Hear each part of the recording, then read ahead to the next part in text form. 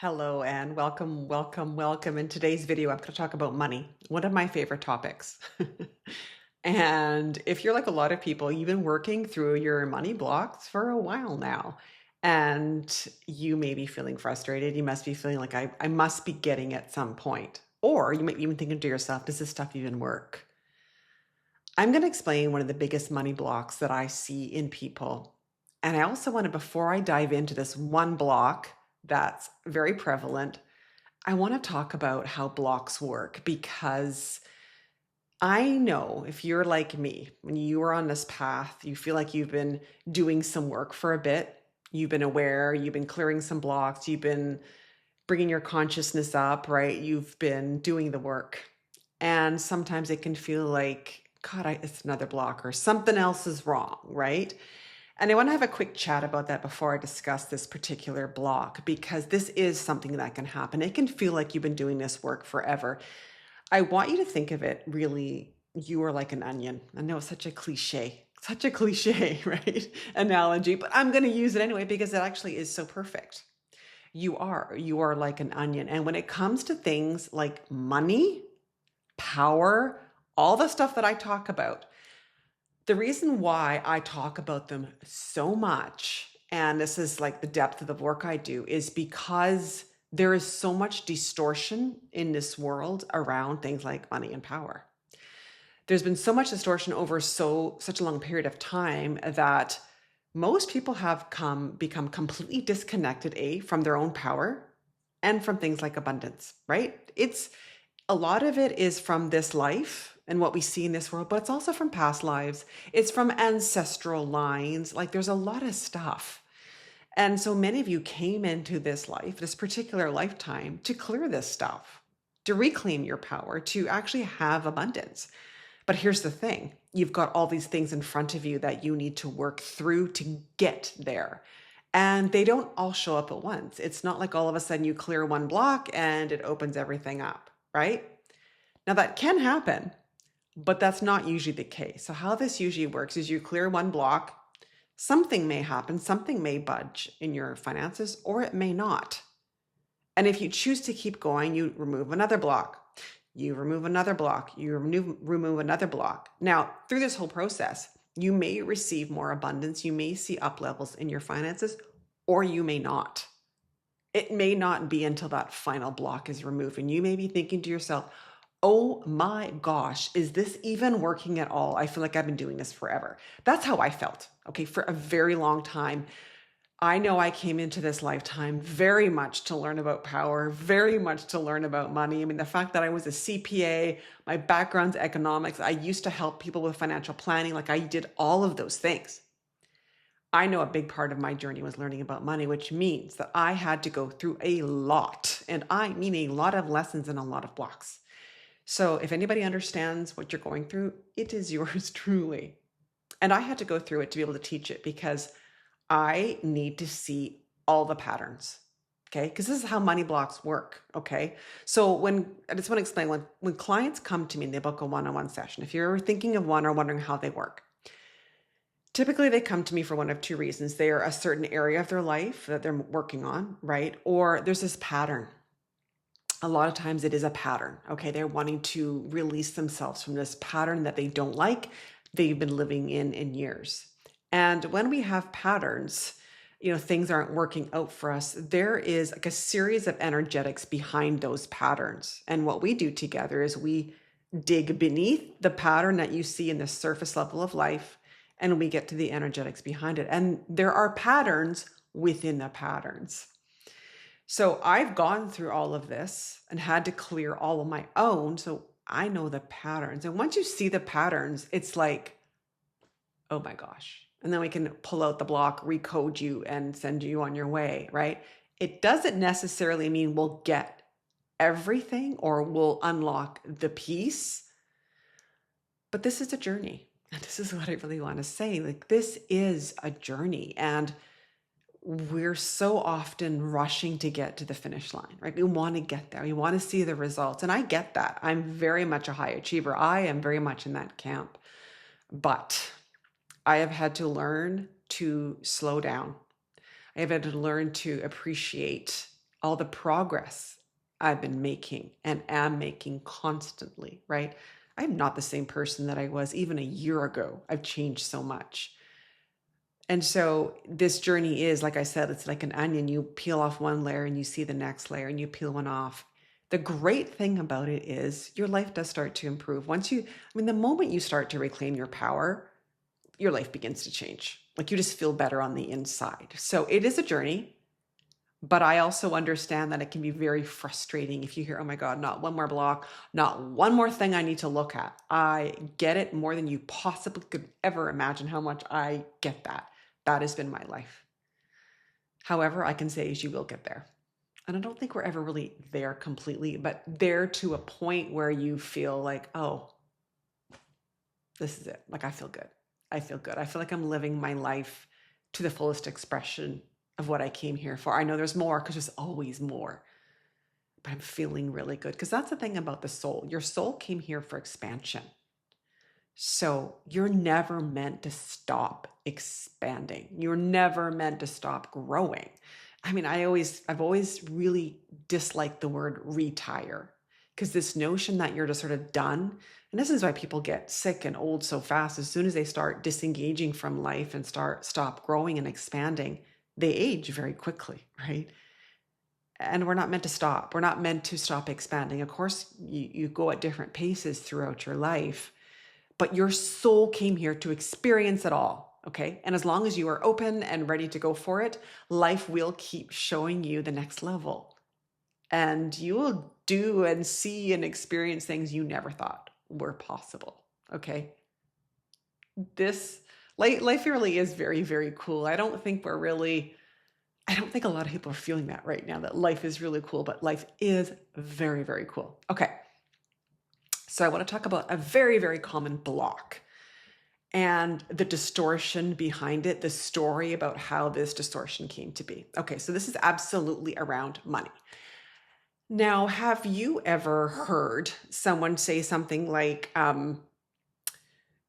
say you're in a soul-led business, but it maybe could be for corporate as well. But like you're feeling shamed for wanting money, or you're shamed for wanting to be compensated for your natural gifts. So not necessarily your vocation, but your natural gifts.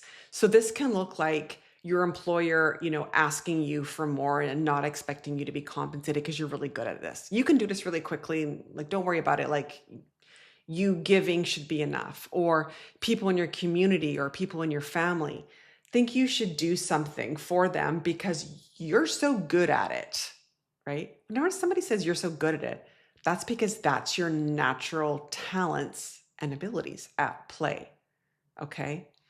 But this can show up a number of different ways. Say you have a soul-led business, okay? I've had this happen to me where someone implies that, okay, so I am here with these gifts and these things that I can provide. Why do you charge for that? Like almost disgusted with me. Like you shouldn't be charging for that. I'm not going to follow you anymore because you're charging for what you're doing, right? And if you think about it, I suspect this has happened somewhere in your life, or you've thought that about somebody else. Oh, like you shouldn't be charging for that. That's not a big deal for you. If any of this resonates with you, and there's other ways that this can show up. Remember I said there's patterns. But in any way you feel because somebody's really good at something, or they've had it easy, or things haven't looked as hard for some way, you don't perceive their life as very hard, like all these things come naturally to them, that you shouldn't have to pay for it, or you shouldn't have to be put out, like they should just give you something. This can also look like you feel like you need to give to somebody else. I know I did this at the beginning of my business where I reduced rates for certain people, right? I thought, oh my gosh, like I know I can help you and I know you're tight right now and we negotiated a lower rate, right? This is the beginning of my business. This is why I say it's because I don't do that anymore. And that all stems from the distorted belief somewhere in the collective. This was planted in the collective that if you've got these natural gifts, you're supposed to give them away. You didn't spend 7 or 10 years getting a university degree and then a graduate degree or some sort of certification. You haven't suffered for it. These came naturally for you. So you shouldn't be compensated for it. You shouldn't receive. If you haven't suffered, you shouldn't also gain. Okay, this is what it looks like. And this is very much in the collective. This is planted in the collective consciousness. Okay. And you may not even be completely conscious of it. Okay. But if you've ever had that feeling, I mean, the whole idea that you're supposed to go to an interview and not know what the pay is, like it's taboo to ask what the money is. Think about that for a moment. So you're supposed to give your gifts, your time, your energy, and not wonder what the pay is. It's absurd. Like it's absolutely absurd, right? And I mean, I know you know this, right? I'm not telling you something new, but I want to talk about where that came from, where that distortion came from. So if you go back, I would say, hundreds of thousands of years or however many years it is, I don't even know how many years this is. The wise leaders, the sages, the priestesses, the wisdom keepers, many, many years ago, they gave away their gifts for free. They did. They gave away their gifts for free. Villagers needed their help. They gave their gifts for free. Like the king and queen needed their help. They gave their gifts for free. They very much did share all this wisdom. If somebody came to them and wanted their help, they would give it, right? Which is different than, say, if you needed to buy a dozen eggs back then or buy a chicken or something, right? There was a barter system, likely whether cash was used, probably not, but a barter system of somehow, right? You give me this, I give you that. We exchange, right? Of course, money came in to replace and make it easier. So you didn't always have to have the same thing to exchange, right? But the wisdom keepers, the wise leaders, did give all their wisdom, all their knowledge away for free. That did happen. However, there's a part of the story that is conveniently skipped over, omitted, intentionally drawn out, whatever you want to call it, right? Is yes, they did give everything away, except the part that's missed is these people were showered in gifts. People would travel for miles and days to actually meet with a wise leader, a wise sage, a priestess, right? And they would bring offerings and they would bring valuables. These people were taken care of by the village, right? They were taken care of and they were revered. It was like they were an integral part of the community, of the village, of the town, of the whatever. So even though they didn't per se charge, say, you owe me a chicken for me giving you this advice, I'm not going to give it to you unless you give it to me. They gave it and they also received. That's the part that is very conveniently skipped from the collective consciousness. I don't even want to guess why. I do feel like there's some manipulation there, because what it's really done is it's created martyrdom. Martyrdom is this give the shirt off your back and don't expect anything in return. And that's a good person who does that. That's not a good person. That's a person with low self-worth, right? If you give and don't expect anything back, that doesn't make you virtuous, right? And what does it do over the long term? It depletes you, you burn out, you're exhausted, you're all these things, right? But I'm going to tell you that this, and if you think about it, I want you to really sit and think about this and feel into this energy right now. That mentality, the virtuous person who gives without expecting anything back, that's a good person. That's a great person. Now, it is in some ways because they're not expecting anything back. However, that energy came from a time when they did receive back. And this is the part we're missing. There's an energetic, the reason why I paused for a second there, because I often see images in my head, I'll get shown like little images. And it was like this little thing clicked into place. It's like, it's great to not expect anything back, but they did receive stuff back. Because you have to think, at some point, do you think they would have kept giving if they had no food on their table? Do you think they would have kept giving if they didn't have a roof over their head? No, they wouldn't have. So of course they were able to give without expecting because they were never without. Right? That's the click that needs to happen in our consciousness, right? That's the click. They gave because they knew they were going to receive. They didn't expect it. They didn't demand it. It just happened. That does not happen in this modern world at all. At all. You aren't just given things by your community because you've helped them raise their consciousness, because you've shared wisdom, you've shared knowledge, you've shared your talents, you've shared your gifts, whatever they may look like, and they could be a myriad of things. You do not get taken care of by the village. You do not get showered by gifts. You are not revered. You are extracted from. Here's the tricky part. This is blocking your abundance, and I'm going to tell you why here. Follow along with me because I know this is deep. I know this is a real deep one today, but it's really, really important. Okay.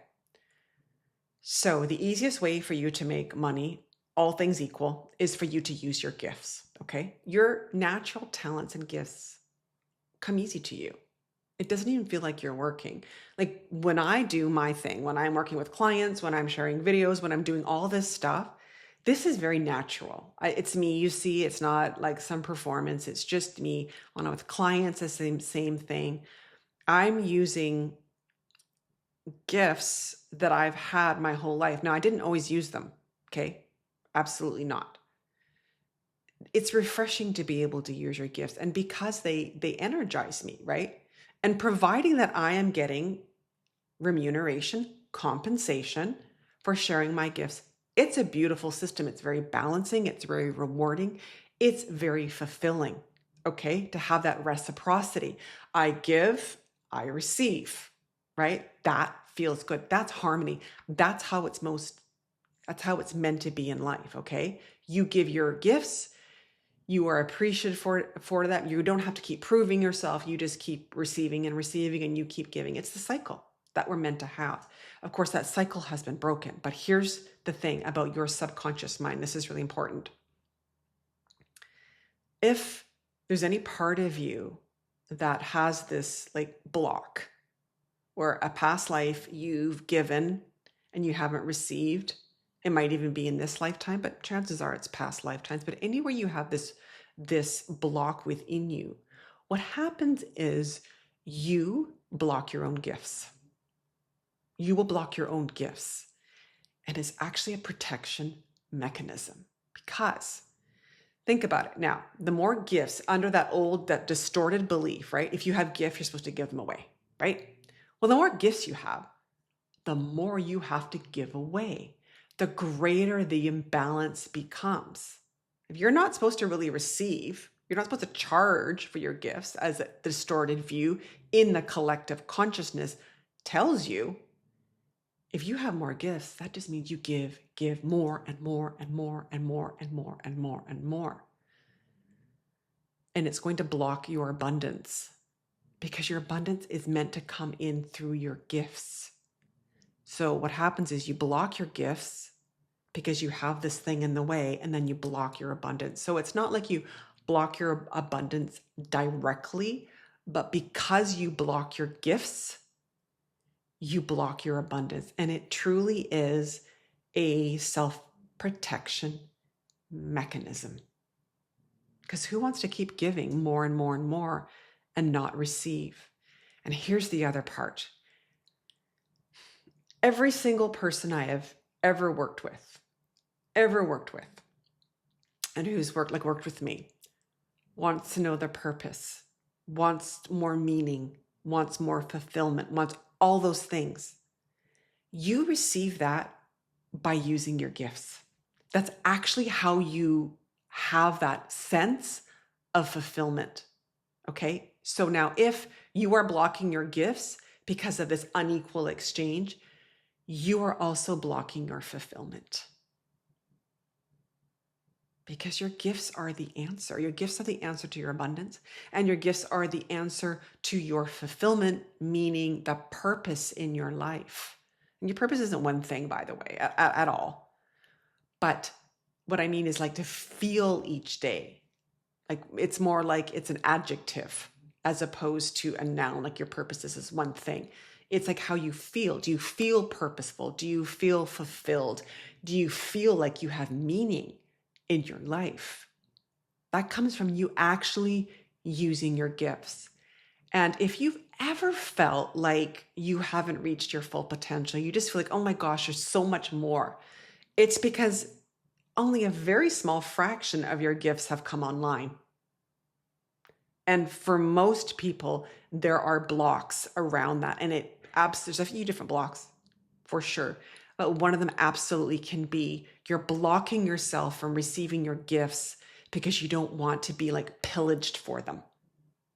There's a past life remembrance. You're likely not conscious of it. Maybe you are. Some people are. Where you were essentially like, there's a remembrance there somewhere of a past life, or it could be this life, with the programming that says you are meant to keep giving and giving and giving. And you're above worldly goods. You're above money. You don't need money. No, we live in a 3-dimensional world. You need money. And it's not greedy or selfish to expect money. So it can come the two ways, this life, or again, like a past life, remembrance, ancestry line, something like that. But it's important to see this. It's important to see that the way the universe is meant and how we're meant to be in harmony. And I want to finish this video with that because I want you to really anchor into that point. I go through the whole story, but I want you at the end of this to really focus on what's the most important piece. And the most important piece is that you are meant to live in harmony. And that harmony is you giving your gifts and you receiving in return. You giving your gifts and you receiving in return. For you to keep getting your cup filled as you help fill others' cups. It's a reciprocity system, not the way we're told that in this world. So I hope this was super helpful. I know this was a deep one. I know this was. And if you want to explore it more, if you're like, okay, I need to go deeper into this, I need to understand this, I think this is me, you can certainly book a call or any other block you've got. This is my area of expertise. I've got this ability that I've honed over years and years and years of doing this, of really lasering in and finding out what is the energetics behind why you're not getting to the next level. Okay. Because it's very rarely strategy. Very, very rarely strategy. Strategy is important and strategy is part of it, but it's not how you've been taught strategy is. Okay. So when we find the blocks, you need a new strategy, but it's more a strategy that helps release you from the past. Okay. So I'm going to put the link down below if you want to book a one-on-one session with me. I would love to hear your comments on this down below. Tell me what landed for you, and I will see you in the next video. Take care and talk to you soon.